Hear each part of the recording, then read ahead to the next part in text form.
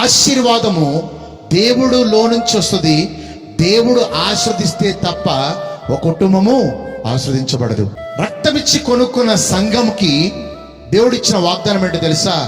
యేసు క్రీస్తు ద్వారా ప్రతి ఆశీర్వాదము కూడా మనందరికి ఇచ్చేశాడు.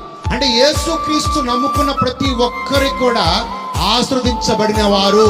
కుటుంబంలో నీకు కనబడాలంటే ఒకే ఒక్కటి చేయాలి, ఆయన సహవాసం కలిగి ఉండాలి.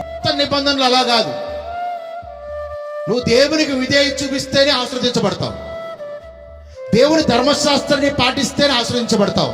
లేకపోతే నీ ఇంట్లో శాపం ఉంటుంది, నీ ఇంట్లో రోగాలు ఉంటాయి, నీ ఇంట్లో వ్యాధులు ఉంటాయి. కానీ కొత్త నిబంధనలో దేవుణ్ణి ఫాలో అయ్యి దేవునితో సహవాసం కలిగి ఉంటే నీలో ఉన్న ప్రతి ఆశీర్వాదముగా కాదు, విశ్వాసమూలముగా కొత్త నిబంధనలో మనం ఆశ్రయించబడతాం.